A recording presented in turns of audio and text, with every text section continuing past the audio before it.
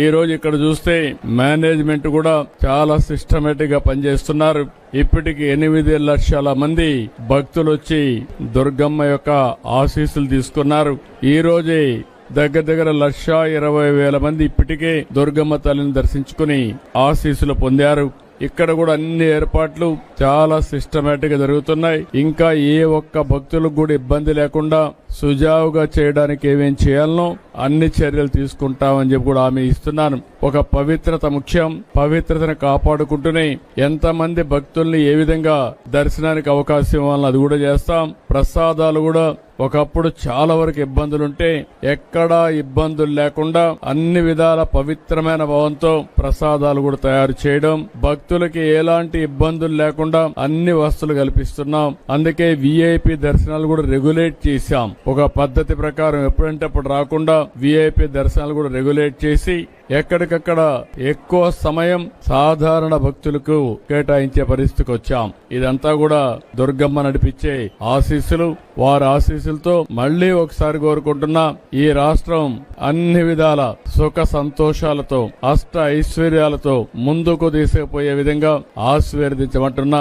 2027లో గోదావరి పుష్కరాలు వస్తున్నాయి. 2028 కృష్ణమ్మ పుష్కరాలు వస్తున్నాయి. ఈ 2 పుష్కరాలు కూడా ఘనంగా చేసుకుని ఒక పక్క దేవతల్ని దేవుళ్ళని ఆరాధించడమే కాకుండా ప్రకృతిని కూడా ఆరాధిస్తూ ముందుకు పోయే సాంప్రదాయం మంది. ఆ సాంప్రదాయానికి శ్రీకారం చుడుతూ అన్ని విధాల మనం ఆనందంగా ఉండాలంటే దేవతల దేవుళ్ల యొక్క ఆశీర్వాదాలు కావాలి. ఎప్పుడు కూడా దుర్గమ్మను మనం ఒకటే కోరుకుంటాం, దుష్ట శక్తుల్ని అంతం చేసి అందరినీ కాపాడే తల్లి, శక్తి పీఠం, శక్తివంతమైన తల్లి దుర్గమ్మ తల్లి.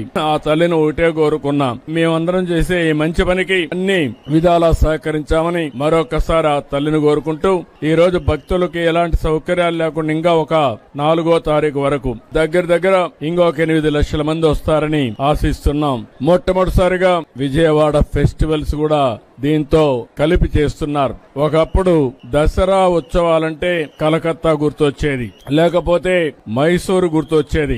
ఈ సంవత్సరం నుంచి దసరా ఉత్సవాలంటే దేశ విదేశాల్లో గుర్తొచ్చే విధంగా విజయవాడ ఫెస్టివల్స్ ఉంటాయి, విజయవాడ దసరా ఉత్సవాలు ఉంటాయని చెప్పి కూడా నేను మీకు తెలియజేసుకుంటూ, ఆ దసరా ఉత్సవాల్ని బ్రహ్మాండంగా సెలబ్రేట్ చేస్తున్నటువంటి విజయవాడ నాయకులందరినీ పేరు పేరున అధికారుల్ని నాయకుల్ని పేరు అభినందిస్తున్నా. వాళ్ళందరికీ కూడా దుర్గమ్మ తల్లి సహకరించి సుజావుగా జరపడానికి అన్ని విధాల ఆశీర్వదించవలసిందిగా కోరుకుంటూ అందరికీ నమస్కారాలు. జై హింద్.